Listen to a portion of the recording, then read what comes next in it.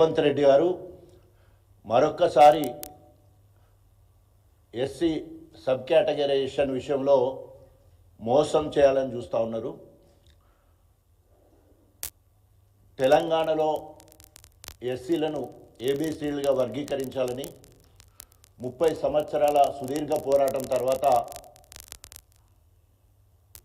రాజ్యాంగ ధర్మాసనం చంద్రచూడ్ నాయకత్వంలో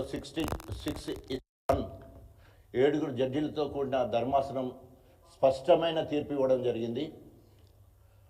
రాష్ట్రాలకు స్వయం ప్రాతిపత్తి అప్పచెప్పి ఆయా రాష్ట్రాల్లో ఉన్న జనాభాను బట్టి అక్కడ కేటగరైజేషన్ చేసుకోవచ్చు అని చెప్పేసి తీర్మానం ఇవ్వడం జరిగింది. అదే రోజు తెలంగాణ రాష్ట్ర ముఖ్యమంత్రి రేవంత్ రెడ్డి అందరికంటే ముందుగా భారతదేశంలోనే అందరికంటే ముందుగా తెలంగాణలో ఎస్సీలను ఏబీసీలుగా వర్గీకరిస్తాం, అంతేకాకుండా అవసరమైతే ఆర్డినెన్స్ తీసుకొచ్చైనా, అదేవిధంగా ఉద్యోగాల భర్తీల విషయంలో ఇప్పటివరకు ఇచ్చిన నోటిఫికేషన్ల విషయంలో కానీ ఇక ముందు ఇచ్చే విషయంలో కానీ కేటగరైజేషన్ అయిపోయిన తర్వాతనే ఎస్సీలను వర్గీకరించిన తర్వాతనే మేము నియామకాలు చేపడతామని చెప్పి మరి ఈరోజు మరొక్కసారి ఎస్సీలను మోసం చేయాలనే దురుద్దేశంతో టీఎస్పీఎస్సీ ద్వారా ఉద్యోగాలు భర్తీ చేసే విషయం గ్రూప్ 1 కానీ గ్రూప్ 2 కానీ గ్రూప్ 3 కానీ హాస్టల్ వార్డెన్స్ కానీ అదేవిధంగా ఎక్స్టెన్షన్ ఆఫీసర్ ఇలాంటి ఉద్యోగాలు నింపాలని నిర్ణయం తీసుకోవడం జరిగింది. కానీ నవంబర్ 11వ తారీఖు షమీమ్ అఖ్తర్ ఏకసభ్య కమిషన్ ఆధ్వర్యంలో మరి 2 నెలల సమయం ఇచ్చి ఎస్సీల సామాజిక ఆర్థిక విద్యాపరంగా అదేవిధంగా అత్యంత వెనుకబాటుతరము ఇప్పటి వరకు గుర్తింపు పొందని కులాలను దృష్టిలో పెట్టుకొని ఎస్సీలను ఏబీసీలుగా వర్గీకరించాలని 2 నెలల సమయం ఇస్తే అది సరిపోక ఇంకొక నెల తీసుకొని ఫిబ్రవరి 10వ తారీఖు నాడు వారి నివేదికను ఇవ్వడం జరిగింది. ఆ నివేదిక అశాస్త్రీయంగా ఉంది అని చెప్పేసి మాదిగ ఉపకులాలు అనేక సంఘాలు సామాజికవాదులందరూ కూడా మరి ముక్త కంఠంతో ఖండించడంతో మరొక్క నెల రోజులు ఎక్స్టెండ్ చేసి మార్చి 10వ తారీఖు లోపు మళ్ళీ సవరణలు చేసుకుంటా అన్నారు. మరొకసారి పునర్పరిశీలిస్తారని చెప్పడం జరిగింది. మా దృష్టికి వచ్చినాయి. మేము ఇక్కడ ఇంతకుముందు కూడా బీఆర్ఎస్ పార్టీ పక్షాన మాట్లాడడం జరిగింది.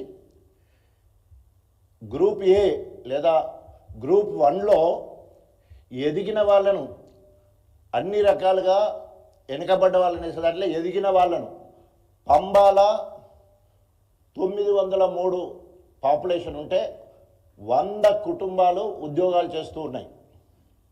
సో అది అత్యధికంగా వెనుకబడ్డ దాంట్లో వేయడం జరిగింది. అదే మన్నెపల్లు దాదాపు 29,000 మంది ఉంటారు, వారిని తీసుకొని గ్రూప్ ఏలో వేయడం జరిగింది. ఇది సరి అయినది కాదు అని చెప్పేసి కమిషన్ దృష్టికి ప్రభుత్వం దృష్టికి తీసుకుపోవడం జరిగింది. ఆ రకంగా వారికి 1% అని చెప్పేసి గ్రూప్ ఏలో పెట్టడం జరిగింది. రెండవది గ్రూప్ బిలో లేదా గ్రూప్ 2లో పెట్టింది ఏంటంటే మధ్యాంతరంగా ఎదిగిన వాళ్ళని చెప్పేసి మాదిగలకు మరి దాదాపు 32,33,000 మంది సింగిల్ మాదిగ క్యాస్ట్ ఉంటే సింగిల్ మాల క్యాస్ట్ 15,17,000 ఉంటే 15 లక్షలకు 5% ఇచ్చినప్పుడు మాదిగలు 32 లక్షలు ఉన్నప్పుడు 11% వరకు రావాలి. అంతేకాకుండా బుడగ జంగాలు మొదటి నుంచి కూడా మాదిగలకు అనుబంధంగా ఉపకులంగా ఉన్నారు. వారి జనాభా 1,11,000.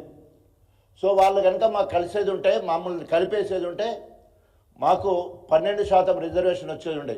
వారిని తీసుకుపోయి అత్యధికంగా వెనుకబడ్డ దాంట్లో మరి బుడగ జంగాలను వేసే కార్యక్రమం చేయడం జరిగింది. అంతేకాకుండా ముఖ్యంగా ఇప్పుడు డక్కులోళ్ళు ఉన్నారు. డక్కులోళ్ళు దాదాపు 2,500 మంది ఉంటే వాళ్ళకొక్కరికి కూడా ఉద్యోగం లేదు. అదే పంబాలలో చూస్తే 100 మందికి ఉద్యోగాలు ఉన్నాయి. వాళ్ళిద్దరిని కలిపి ఒకటే గ్రూప్లో వేసే కార్యక్రమం మనం చూస్తాం. గ్రూప్ సిలో కానీ లేదా గ్రూప్ 3లో కానీ మాలలకు తోడుగా నేత కాని వాళ్ళ కోసము వివేక్ వెంకటస్వామి గారే అన్నారు, అత్యధికంగా వెనుకబడ్డ కులము నేత కాని కులము, వీళ్ళకి అవసరమైతే కార్పొరేషన్ ఏర్పాటు చేయాలని చెప్పాడు. కానీ ఆయన ఎదిగిన సి గ్రూప్లో నేత కాని వాళ్ళు అంటే 1,33,000 మందిని దాంట్లో ఉంచడం వల్ల వారికి 4% వచ్చేది 5%కి పోవడం జరిగింది.